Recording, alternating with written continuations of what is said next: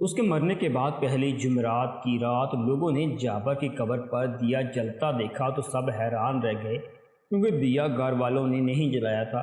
دوسرے دن دوپہر تک دیا جلتا رہا، پھر تیل ختم ہونے کی وجہ سے بجھ گیا، کسی نے دیا نہ اٹھایا۔ اگلی جمعرات دیا پھر جل رہا تھا۔ مرحوم کے ماں باپ اور لاحقین قسمیں کھاتے تھے کہ دیا انہوں نے نہیں جلایا۔ دیہات میں توہم پرستی کا خاصا داخل ہوتا ہے، لوگ اسے شرشرار اور کسی غیبی قوت کا کرشمہ سمجھنے لگے۔ کوئی بھی جرأت نہیں کرتا تھا کہ جمعرات کی رات قبرستان میں جا کر چوری چھپے دیکھ لے کہ دیا کون جلاتا ہے۔ آخر ایک جمعرات ارشد، افضل اور میں شام کے بعد قبرستان میں جا چھپے۔ 2-2.5 گھنٹوں بعد ہم نے ایک عورت کو جابر کی قبر تک جاتے دیکھا، جس نے قبر کے قریب بیٹھ کر دیا سلائی جلائی اور دیا جلا دیا۔ ہم نے دیے کی روشنی میں اچھی طرح پہچان لیا، وہ جابر کی منگیتر تھی اور رشتے میں وہ اس کی چچا زاد بھی تھی۔ وہ 15-20 منٹ تک قبر پر ہاتھ پھیرتی رہی اور آنسو پونچھتی رہی، پھر چلی گئی۔ ہم تینوں دوستوں نے اس بات کو راز ہی رکھا۔ اس نے 4 جمعرات دیا جلایا تھا۔ 2 سال بعد اس لڑکی کی شادی دوسرے گاؤں میں ہو گئی اور شادی کے 3 سال بعد اس کے ہاں پہلا بچہ پیدا ہوا۔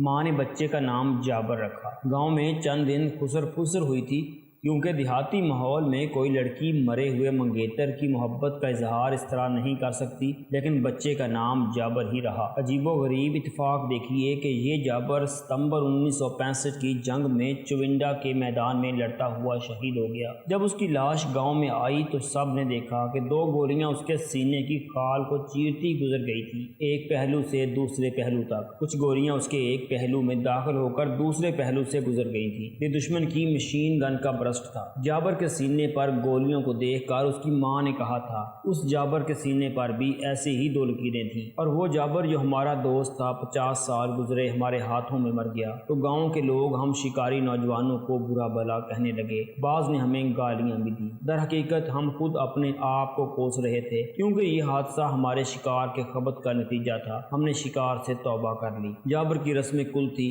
سارے ہی گاؤں کے مرد جمع تھے، ہم تمام شکاری بھی موجود تھے کہ کسی نے ہمیں پھر ڈانٹ ڈپٹ شروع کر دی۔ ہم مجرموں کی طرح سر جھکا کر چپ بیٹھے رہے۔ آخر 2 بوڑھے ہماری حمایت میں بولے۔ یہ دونوں پہلی جنگ عظیم میر سالے میں تھے اور فرانس کے محاذ پر لڑے تھے۔ یہ اس مشہور اور تاریخی مسلمان رسالے کے سوار تھے جس نے پہلی جنگ عظیم کے دوران ترکوں کے خلاف لڑنے سے انکار کر دیا تھا۔ ایک بوڑھے نے گاؤں والوں کو ڈانٹ دیا اور طنزیہ لہجے میں کہا کہ ان لڑکوں کے ہاتھوں پر مہندی لگا دو، ان کے سروں پر دوپٹے رکھو اور انہیں چوڑیاں پہنا کر گھر بٹھا لو۔ دوسرے بوڑھے نے کہا کہ لڑکوں کو بھاگنے دوڑنے دو، انہیں موت سے نہ ڈراؤ، ہم کل پرسوں مر جائیں گے تو گاؤں کی عزت کو کون سنبھالے گا؟ دونوں بڈھوں نے ہم سے کہا کہ کسی سے نہ ڈرو، شکار کھیلو، کبڈی کھیلو، کشتی لڑو اور زخمی ہونا سیکھو۔ میرے تایا جان نے تائید میں پہل کی اور کہا کہ اگر میرا بھتیجا شکار یا کبڈی کھیلتے مر گیا تو میں روؤں گا نہیں۔ اس طرح تائید میں کئی اور آوازیں اٹھیں اور ہم اگلے شکار کی اسکیمیں بنانے لگے۔ کتوں کا یہ حال تھا کہ ایک تو مر ہی گیا تھا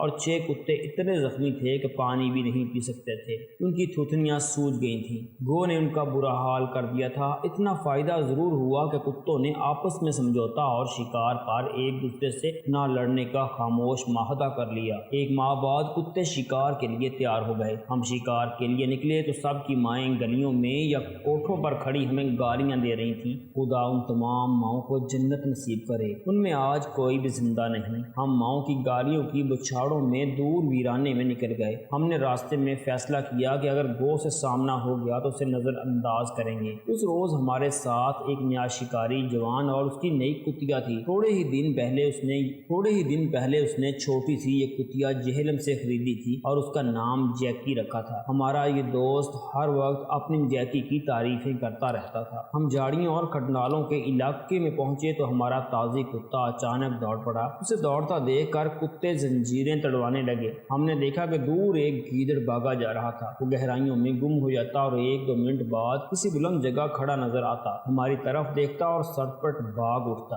ہم نے کتوں کو آزاد کر دیا اور نئے شکاری نے جیکی کو بھی کھول دیا۔ کتوں کے پیچھے ہم بھی بھاگ اٹھے۔ تازی کتے نے گیدڑ کو جا لیا اور اسے منہ ڈالنے کی بجائے اسے اپنی مخصوص رفتار پر بھاگتے بھاگتے دھکا دیا۔ گیدڑ لڑکڑیاں کھاتا چلا گیا۔ ابھی اٹھ ہی رہا تھا کہ تازی کتے نے گھوم کر اس پر حملہ کیا اور گیدڑ ہماری طرف بھاگا۔ ادھر سے ہمارے کتے جا رہے تھے۔ گیدڑ نے رخ بدلا تو کتوں نے پھیل کر اسے گھیرے میں لینے کی کوشش کی۔ وہیں کہیں سے دو خرگوش نکلے اور الگ الگ سمتوں میں بھاگ کھڑے ہوئے۔ کتے 3 حصوں میں تقسیم ہو گئے۔ ہم گیدڑ کے تعاقب میں دوڑتے رہے۔ گیدڑ، خرگوش اور کتے کھڈنالوں میں غائب ہو گئے۔ ہم دوڑ دوڑ کر ہانپ گئے۔ اب ہم کتوں کی آوازوں پر بھاگ رہے تھے۔ ایک نشیب سے آوازیں تو سنائی دے رہی تھی لیکن کتے نظر نہ آتے تھے۔ نیچے جا کے دیکھا تو ایک تنگ سا غار تھا جس کے اندر کچھ تو خون ہو رہا تھا۔ ہم نے غار میں گھسنے کی کوشش کی لیکن آگے راستہ بہت تنگ تھا۔ اتفاق کی بات تھی کہ ہماری خوش قسمتی کہ ہم سب غار کے منہ سے ہٹ آئے۔ ہم ہٹے ہی تھے کہ پھنکار سی سنائی دی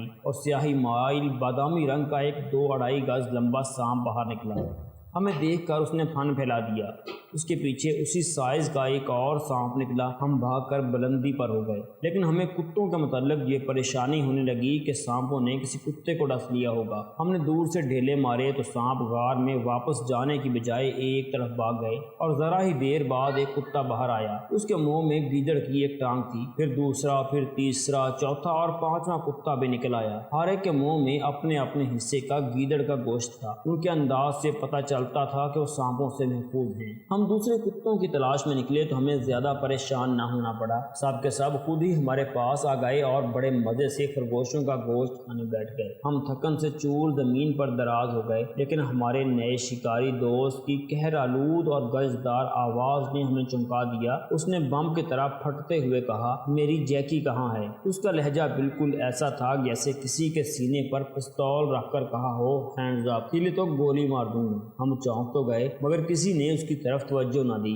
وہ دراصل بد مزاج انسان تھا۔ اس نے آواز میں اور زیادہ غصہ اور قہر بھر کر کہا، سور کے بچے اپنے اپنے کتے سنبھال کر لیٹ گئے ہیں، میری جیکی کو ڈھونڈو۔ ہم سب کھلکھلا کر ہنس پڑے تو وہ اور بھی پھر گیا۔ افضل نے کہہ دیا، چھوڑو یار، اسے گیدڑ اٹھا لے گیا ہے، اب تمہاری جیکی گیدڑوں کو جنم دے گی۔ ہمارے یار نے پہلے تو افضل کو بہت گالیاں دیں، پھر کہا، میری جیکی، تم نے اسے ایسا ویسا سمجھ رہے ہو؟ گیدڑ سامنے آتا تو اس کی بوٹی بوٹی کر دیتی۔ غصے سے اس کے منہ سے جاگ نکل رہی تھی اور ہم اس کی گالیوں پر ہنس رہے تھے۔ جب وہ غصے سے پاگل ہونے لگا تو ہم سب جیکی کو تلاش کرنے لگے۔ ہر کوئی جیکی جیکی پکارنے لگا۔ ہم جیکی کی تلاش میں بکھر گئے۔ تھوڑی دیر بعد ارشد بھاگا آیا اور رازداری سے بولا، آؤ آؤ سبھی آ جاؤ، تمہیں جیکی دکھاؤں۔ وہ سب کو اکٹھا کر کے کہنے لگا کہ آواز نہ نکلے دبے پاؤں چلنا۔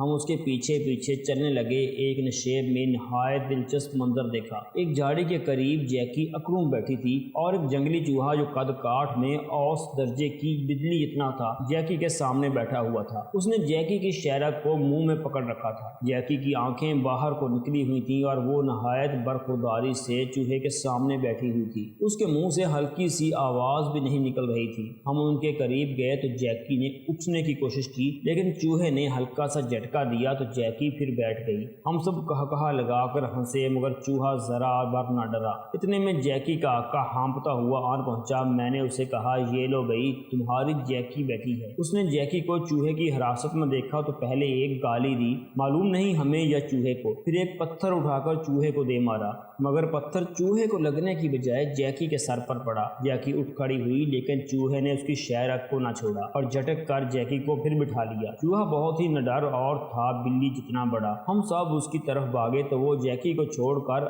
قریب ہی اپنے بل میں لاپتہ ہو گیا۔ جیکی کی ذہنی کیفیت یہ ہو گئی کہ وہ انتہائی تیز رفتار سے ہم سب کے گرد چکر کاٹنے لگی، پھر ہر ایک کی ٹانگوں میں گھس کر خوف سے گھبرانے اور پھر بھاگنے لگی۔ بڑی مشکل سے اسے پکڑا اور اس کے کالر میں زنجیر ڈالی لیکن وہ ناچتی کودتی ہی رہی۔ ہمارے کتے گیدڑ اور خرگوش کا گوشت کھا کر ادھر ادھر سے پانی پی آئے تھے اور بیٹھے آرام کر رہے تھے۔ دن کا پچھلا پہر شروع ہو چکا تھا۔ ہم ذرا اور آگے نکل گئے اور ہمارے دونوں بو گیر کتے ایک تنگ سی کھو میں منہ ڈال کر پنجے زمین پر رگڑنے اور بے تابی سے भौंकने लगे। अंदर जरूर कोई जानवर था। हमने बुल टेरियर और एक मुंगरेल नस्ल के कुत्ते को खोल दिया। वो सीधे खो के मुंह में गए और मुंगरेल अंदर चला गया। अंदर से उसका ववेला सुनाई दिया जैसे उसे कोई चोट पड़ी हो। उसके पीछे बुल टेरियर भी अंदर चला गया। हम सिर्फ आवाज़ों से बता सकते थे कि अंदर कोई मार कर लड़ा जा रहा है। 10-12 मिनट बाद बुल टेरियर बाहर निकला। वो बहुत ही बेचैन था। फिर मुंगरेल की दुम पिछली टांगें नजर आईं। वो किसी चीज को घसीट कर ला रहा था। आखिर वो बाहर निकल आया तो देखा कि उसने एक सेह के मुंह को मुंह में जकड़ रखा था। सेह जिसे सही भी कहते हैं, छोटी छोटी टांगों वाला जानवर होता है। उसके तमाम जिस्म पर 3 इंच से 12 इंच तक लंबे कांटे होते हैं जिनका रंग सियाह और सफेद होता है। उनकी नोकें बहुत तेज और किसी हद तक जहरीली होती हैं। उन कांटों में सेह का सिर्फ मुंह नजर आता है। खतरे के वक्त से तमाम कांटे खड़े कर लेता है और कोई कुत्ता, भेड़िया या कोई और दरिंदा उसे कहीं से भी नहीं पकड़ सकता। कुत्ता करीब जाए तो उसे कांटों को जोर से खड़ा कर लेता है और कुत्ते का मुंह जगह जगह से जख्मी हो जाता है। ये जानवर गंदम की फसल और घास खाता है। उसके पाँव इंसान के नन्हे से बच्चों की तरह होते हैं। एक रवायत मशहूर है कि अगर सेह का कांटा किसी के घर की दीवार में रख दो तो उस घर में हमेशा लड़ाई होती रहती है। खुशकिस्मती से हमारे कुत्ते के मुंह में सेह का मुंह आ गया था और वो उसे घसीट लाया था। जो ही दूसरा कुत्ता उस पर हमला आवर हुआ, सेह ने कांटों से उसका इस्तकबाल किया। उस कुत्ते के चेहरे से जगह जगह खून बहने लगा। मुंगरेल ने उसका मुंह न छोड़ा। दूसरे कुत्ते जंजीरों में थे और हमें घसीट रहे थे, लेकिन हम उन्हें छोड़ना नहीं चाहते थे वरना सब जख्मी हो जाते। आखिर उन्हें छोड़ दिया और अकेले सेह ने, जिसका मुंह एक कुत्ते के मुंह में था, तमाम कुत्तों को कांटों से जख्मी कर दिया। लेकिन मुंगरेल ने सेह का मुंह चबा डाला और उसके कांटे बेजान होकर उसके जिस्म के साथ चपक गए। हम सेह को गांव में घसीट लाए। कुत्ते उससे इंतकाम लेने को टूट टूट पड़ते थे, लेकिन कांटों को देखकर पीछे हट आते थे। हमने सेह का पेट चाक करके खाल उतार दी और कुत्तों ने उसका गोश्त खा लिया। उसकी खाल से कांटे निकाल दिए गए। ये सैकड़ों कांटे गांव के बच्चों के हाथ लगे तो घर घर से गालियों और लान तान की आवाज़ें सुनाई देने लगीं। कोई भी घराना उस मनहूस कांटे को अपने घर में नहीं रखना चाहता था। बच्चों ने कांटे घरों में और इधर उधर छुपा दिए। हमने भी तजर्बे के तौर पर 1-2 मकानों की दीवारों में कांटे रख दिए, लेकिन किसी घर में लड़ाई ना हुई। कुत्ते ने सेह का गोश्त खा लिया तो हमें बुजुर्गों ने बताया कि उसका गोश्त बहुत गर्म होता है। हमने उसका फौरन असर देख लिया। कुत्तों का ये हाल हो गया कि उनकी ज़बानें बाहर निकली हुई थी और वो पानी पिए जा रहे थे। कोई 2 घंटों में उन्होंने इतना पानी पी लिया जितना वो 2 दिनों में पिया करते थे। बाज़ कुत्तों का पसीना भी निकल आया था। उसके बाद हम 8वीं-10वीं रोज़ शिकार पर जाने लगे। एक बार एक कुत्ता कुएं में दाखिल हुआ तो चीखता और तड़पता हुआ बाहर निकला। वो गिरा और मर गया। उसका सारा जिस्म नीला पड़ गया था। अब हम 2 टार्चें भी साथ ले जाने लगे थे क्योंकि गारों और कुओं के अंदर देखना पड़ता था। अफजल टार्च लेकर अंदर गया तो वो भी भाग आया। कहने लगा, अंदर बहुत बड़ा सांप बैठा है। 1-2 कुल्हाड़ियाँ और 1-2 लाठियाँ तो हमारे पास होती ही थी। हमने खो के दहाने के करीब छुपकर बैठने की जगह बना ली और कुल्हाड़ियाँ तान कर 2 लड़के बैठ गए। अफजल फिर खो में गया। सांप को लाठी से छेड़कर पीछे हटने लगा। सांप फुलकार कर उसकी तरफ दौड़ा। ये बड़ी खतरनाक हरकत थी। अफजल खासा फुर्तीला नौजवान था। उसने लाठी लंबी करके आगे रखी और सांप पर लाठी से हमले करता बाहर निकल आया। यूं ही बाहर निकला, उस पर 2 कुल्हाड़ियाँ पड़ी और सांप 3 हिस्सों में कट गया। दोनों बोगीर कुत्ते खूह के अंदर चले गए। अब अंदर से कुत्तों के साथ गीदड़ के भौंकने की आवाज़ें भी सुनाई देने लगी और थोड़ी देर बाद 2 गीदड़ निकले और राक्टों की तरह हमारे दरमियान से गुजर गए। कुत्ते पीछे भागे और कोई 200 गाज दूर दोनों को जा लिया। फिर उसी खो से एक सेह निकल आया जिसने भागने की बजाय एक जगह रुककर तमाम कुत्तों का मुकाबला किया। कुत्ते उसका मुंह पकड़ना चाहते थे, लेकिन सेह हर बार कांटे खड़े करके कुत्तों को जख्मी कर देता था। जब कुत्ते बेहाल हो गए तो हमने कुल्हाड़ियों से सेह को मार दिया। 4 साल गुजर गए। हम दौड़ में इस कदर तेज और हमारी टांगों में इस कदर कुव्वत पैदा हो गई थी कि हम टीलों, टेकरियों और खडनालों को कुत्तों के साथ फलांगते चले जाते थे। फेफड़ों में इतनी जान थी कि किसी नौजवान का दम फूलता नहीं था। उस अरसा में हमारी शिकारी पार्टी की नफरी 40 और कुत्तों की तादाद 30 तक पहुंच चुकी थी। लेकिन उस फौज में अब जैकी और उसका आका नहीं था। उसकी वजह यह थी कि जैकी हमारे कुत्तों में घुल मिल गई तो हमारे 4 नहायत आला नस्ल के कुत्ते शिकार से मुँह फेर कर जैकी की मोहब्बत का शिकार हो गए।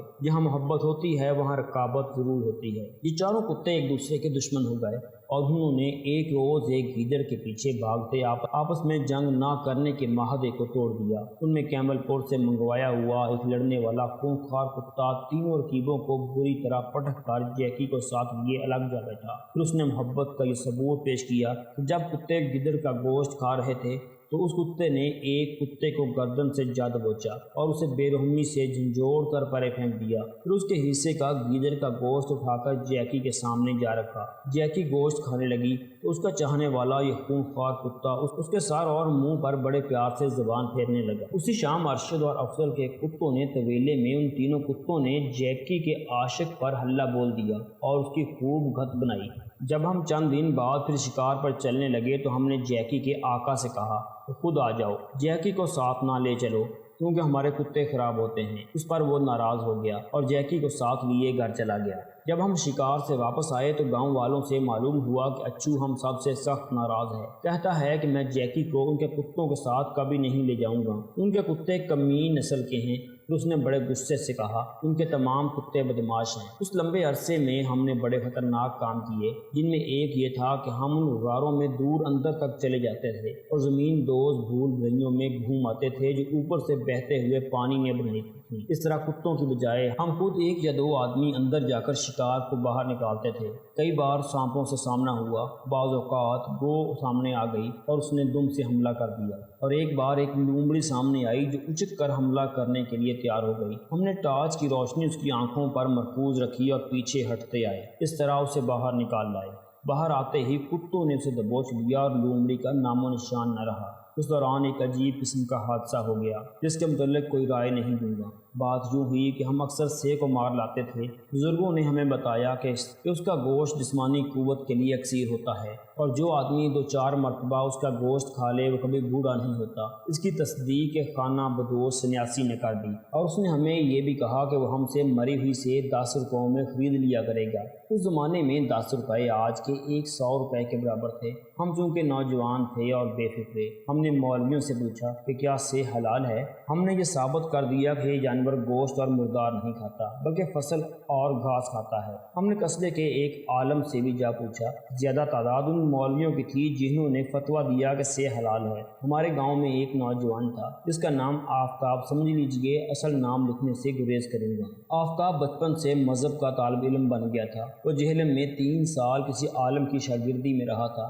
پھر اس نے گاؤں کی مسجد میں آ کر ورد وظیفے اور رات بھر جا کر چلہ کشی شروع کر دی تھی۔ اس نے 2 ٹوک فتویٰ دے دیا کہ سے حلال ہے اور اتفاق سے ہم ایک سے کو شکار کر لائے تھے جو بھی مری نہیں تھی۔ اسے ذبح کیا اور اس کا تھوڑا سا گوشت ہم نے ارشد اور افضل کے گھر خود ہی پکایا۔ آفتاب نے اپنے فتوے پر عمل کرتے ہوئے بہت سا گوشت کھا لیا مگر ہم میں سے کسی نے بھی نہ کھایا۔ مجھے یاد نہیں کہ ہم نے کیوں نہیں کھایا، شاید کچھ کراہت سی محسوس ہوئی تھی۔ اسی رات گاؤں میں یہ خبر پھیل گئی کہ آفتاب کو کوئی خوفناک روگ لگ گیا ہے۔ ہم اس کے گھر گئے تو وہ بستر پر چت لیٹا تھا۔ ہمیں دیکھ کر کہے لگانے لگا۔ اس کی آنکھیں باہر آ رہی تھیں، چہرے پر اینٹھن اور رگوں میں کھچاؤ صاف نظر آ رہا تھا۔ ہم دوستوں نے اسے باری باری بلایا مگر وہ ہمیں پہچان نہ سکا اور کہے لگاتا رہا۔ پھر یکلخت چپ ہو گیا اور گرج کر بولا پانی پلاؤ، پانی پلاؤ۔ اس کی ماں پانی لے آئی۔ ہم 4 آدمیوں نے اسے بٹھایا اور پیٹھ پیچھے سہارا دیا۔ اس نے پانی کا ایک گلاس ایک سانس میں پی ڈالا، پھر گرج کر بولا پانی پلاؤ، پانی پلاؤ۔ یقین کیجئے وہ پانی مانگتا رہا اور پیتا رہا، کم و بیش 1 گیلن پانی پی گیا۔ ہم نے اسے لٹا دیا اور وہ پھر کہے لگانے لگا۔ اس کا چہرہ پہلے سرخ تھا پھر نیلا پڑنے لگا۔ ہم آدھی رات کے بعد اپنے اپنے گھروں کو آ گئے۔ رات کو ہی دوسرے گاؤں سے ایک حکیم کو بلا لیا گیا۔ اپنے گاؤں کے پیش امام نے تعویذ لکھ کر اس کے بازوؤں کے ساتھ باندھ دیے اور تمام رات اس کے سرہانے قرآن پڑھتا رہا۔ دوسرا دن بھی اسی طرح گزرا۔ آفتاب کہے لگاتا رہا اور پانی پیتا رہا۔ رات کا پہلا پہر تھا کہ ہمیں گاؤں کی اس گلی میں جو آفتاب کے گھر کو جاتی تھیں عورتوں کی چیخیں سنائی دیں۔ وہ اپنے بھائیوں اور خامدوں کو پکار رہی تھیں۔ میں بھاگ کے پہنچا، میرے ہاتھ میں کلہاڑی تھی۔ تو دوستو یہ تھی ہماری آج کی سٹوری۔ جانے سے پہلے اس ویڈیو کو لائک کریں، شیئر کریں، کمنٹ باکس میں اپنی رائے کا اظہار ضرور کریں۔ چینل کو سبسکرائب کر لیں اگر سبسکرائب نہیں کیا تو۔